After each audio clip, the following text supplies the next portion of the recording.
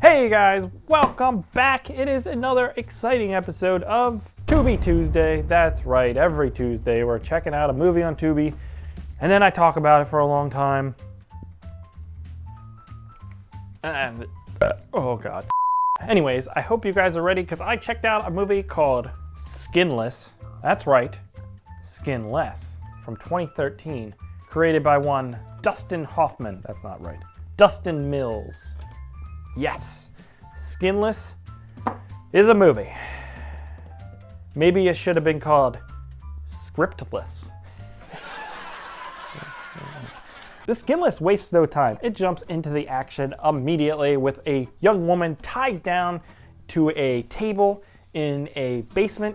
I was gonna say a dank basement, but it's really not very dank. It's kind of nice. It's very well lit, bright. It's kind of like I guess it's just a nice basement. I don't know. So this woman's tied down, and then it kind of cuts away from that. Right away, we got a little tease of something maybe to come. Perhaps that's called foreshadowing, what they call in the movie business or something.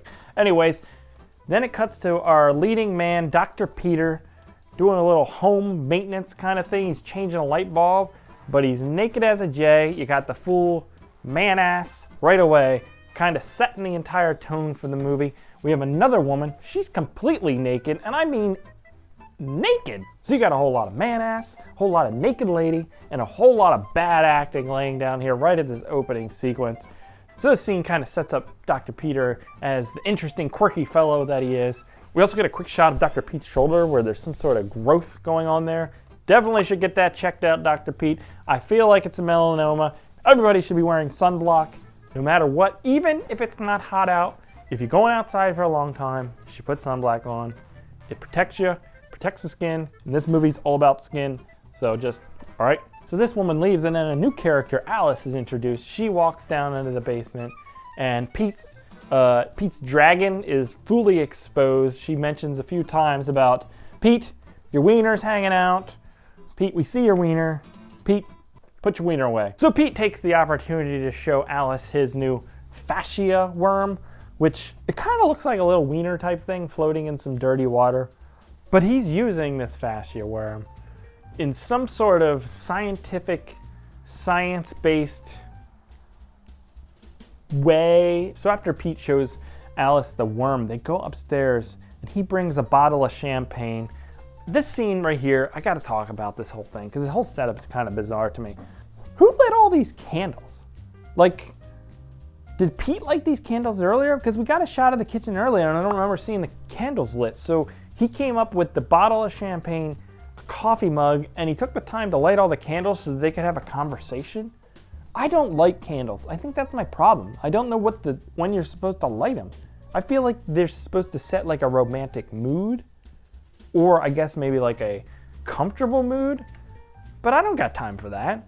Then that's the other thing to think about. Like back in the yesteryear before electricity existed, people were lighting candles all the time. It wasn't setting the mood, it's just how you saw. That's just something for you to ponder about after this episode. I know, that's what you come in here for. Anyways, they start getting into this dialogue about how this fascia worm, with its enzymes and its glands, and I'm kind of paraphrasing because I don't remember anything they said. Shit, Pete. It's post-mortem, of course. But every tumor, every mole, every piece of evidence that cancer ever existed is gone. Along with the flesh, unfortunately. A corrosive enzyme. And then the music rises and you think something's gonna happen. Like it's like getting intense, like they're just standing in this kitchen.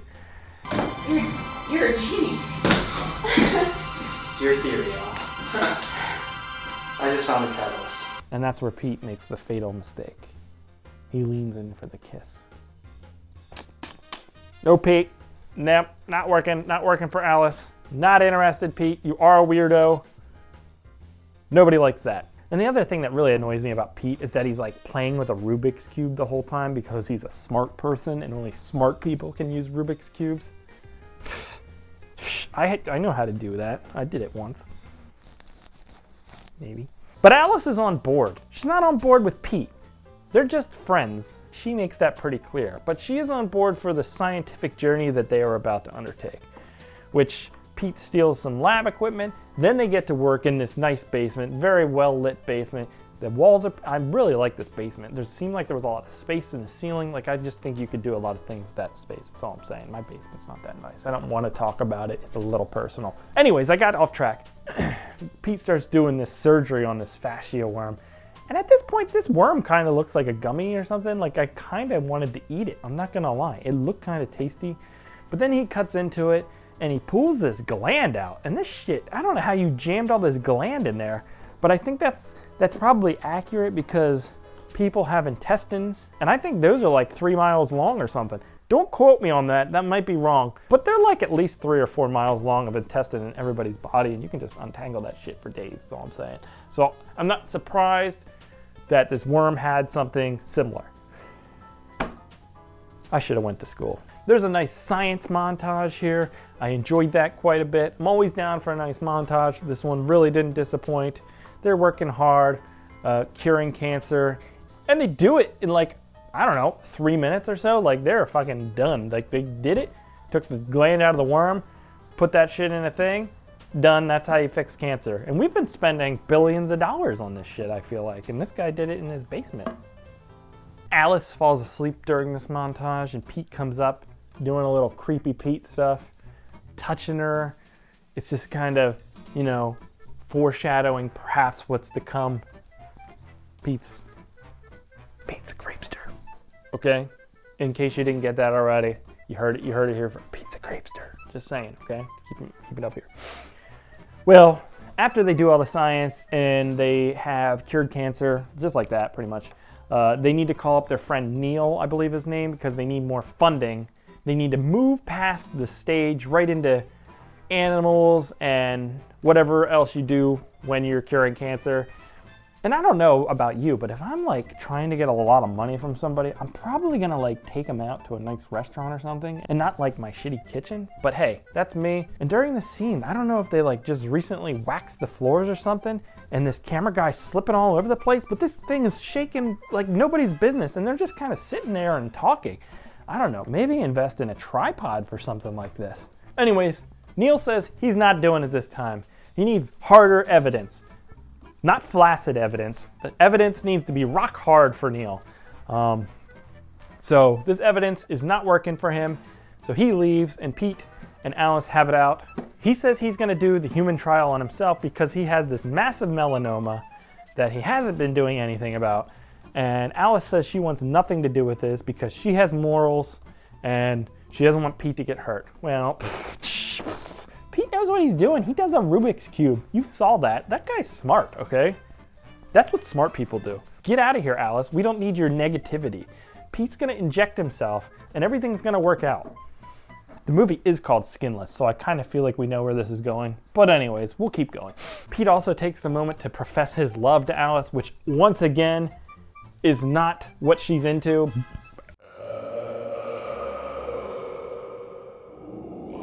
So everyone leaves and Pete does exactly what you think he's gonna do. He injects himself. And then, in a shocking turn of events, things don't go so well for Pete. Pete wakes up from a nap to find the melanoma is gone, but replaced with a giant hole.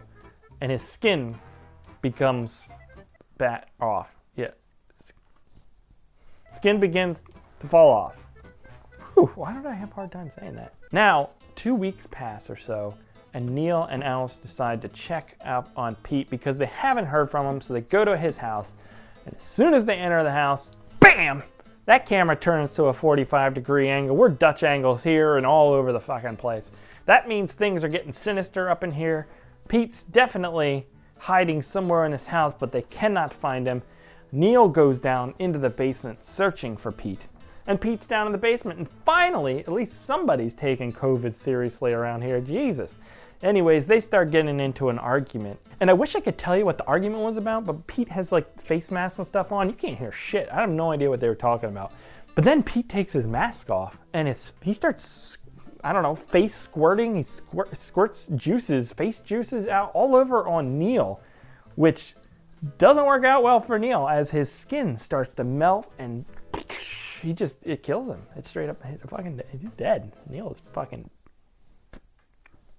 that's it. At this point, I'm definitely in for this movie. You could go anywhere else and you had me. This was amazing. I'm not gonna lie. Thought I heard something, but it was really just me scratching my back and the sound bounced off. This is a very scientific episode, I guess is basically what I'm getting at. Pete starts feeling a little bad, so he decides to give Neil a hand. You get it. You guys get that. It's a good one. But Alice stands at the top of the stairs and she's seen everything. Get out of their house. So she takes off.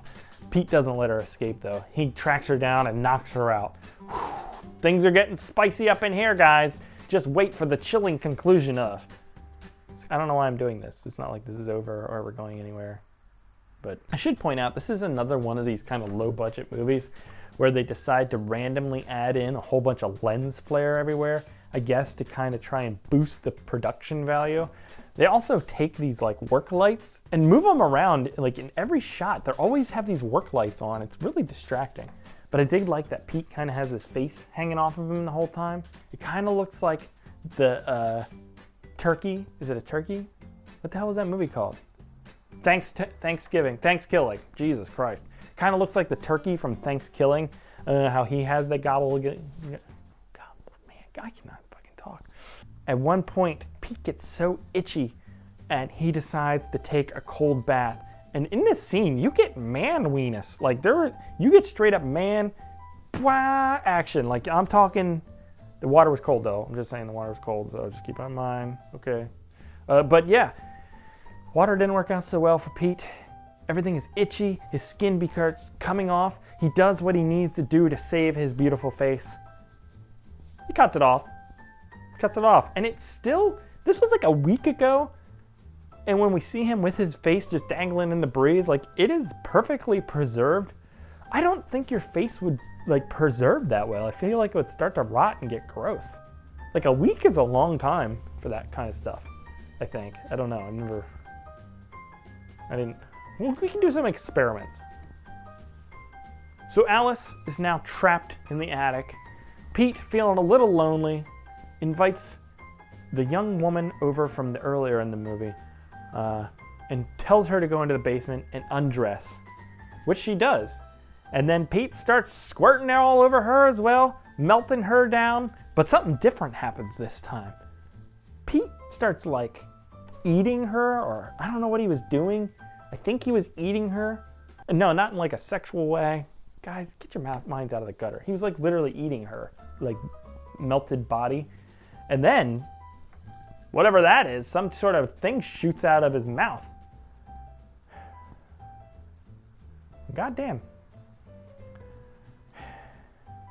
That can't be good. Alice, being trapped up in the attic for so long, has to pee. We get a scene where she pees in a bucket. I feel like she legit peed in the bucket. I was kind of uncomfortable from the whole thing. Like, I don't know. I feel like it's a very personal thing to go to the bathroom, right? Maybe it's not. Maybe you should just shit in the breeze. I don't know. But it just felt weird. And we saw a lot of stuff. I just didn't really need it. So we watched a lady pee in a bucket.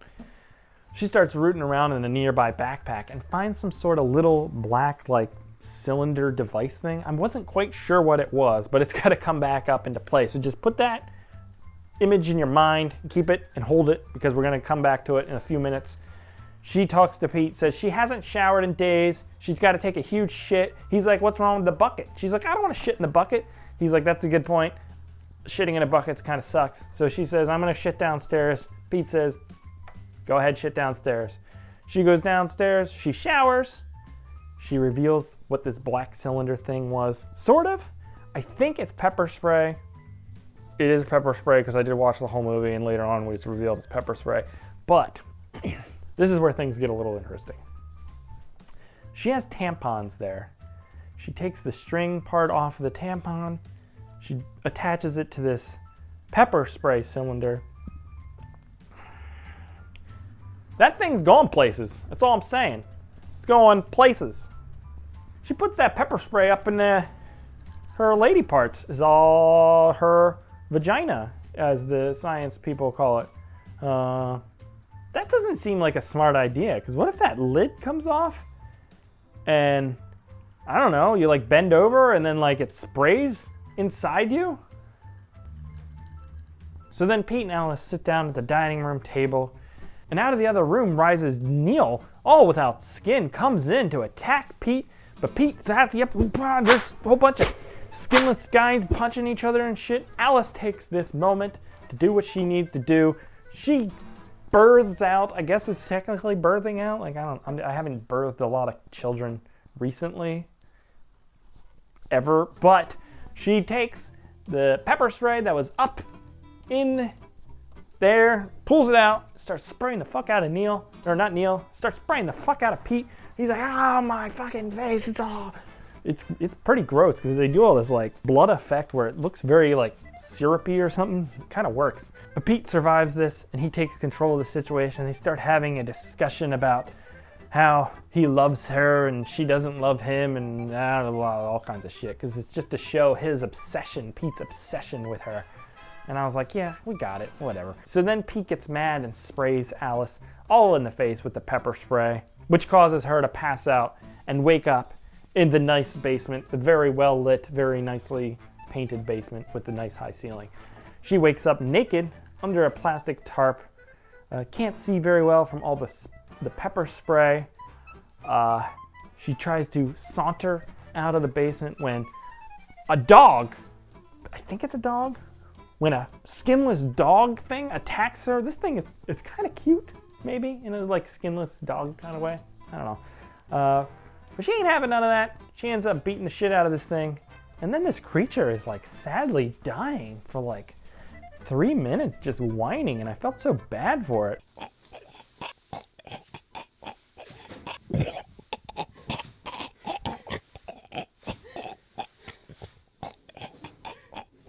And then she starts beating it with this metal rod, pops his little eyeball off and everything. I was like, this is some dark shit. Poor little doggy. Poor little friend. Then I'm not quite sure what happened. I did watch this movie, but I feel like the scene just kind of cuts to her being tied up, and this is where we are at from the beginning of the movie. She is now tied down, and look at the way they tied her down. These straps aren't tight at all. I feel like she could probably escape if she really wanted to. And hey, wait, look at Neil, his neck.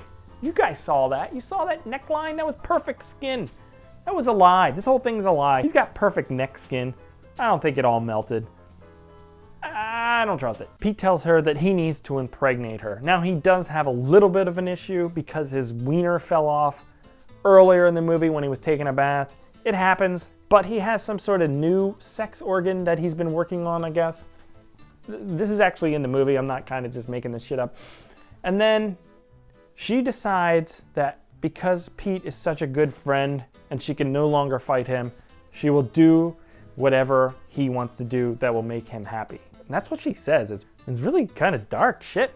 But this is what Pete needed to hear, because when he is about to put his tongue thing in places, he has a moment of clarity and he rips the tongue off, blood shoots everywhere, and he collapses against the wall. Alice joins him next to him. They talk for a while. She tells him that she loves him as a friend. Really weird shit, especially after he's kidnapped you and all of his skin is off. But I'm not here to judge people, I guess. And then Pete drops the gun and Alice uses it to blow his head off. And that's the end of the fucking movie. That's it. What a weird movie. Yeah, it's a movie. It's a weird one. I kind of liked it. I'm not going to lie. It's out on Tubi. It's called Skinless. Maybe check it out. That's it. That's going to do it for this week's episode. I feel like maybe I did this one in a reasonable amount of time. It's not super long. I'm still talking, though. That's probably not helping. So let's just end this thing. This is it. That's going to do it for Tubi Tuesday, guys. Please, if you liked it, leave a comment, like the likes and all that bullshit. And we will catch you here next time. Leave a movie for next week. I'm not getting any recommendations. I know some people left some, but they have to be bad movies. Otherwise, I don't have anything to talk about. Yeah. Okay. All right. We're done. Okay, we're done. Goodbye.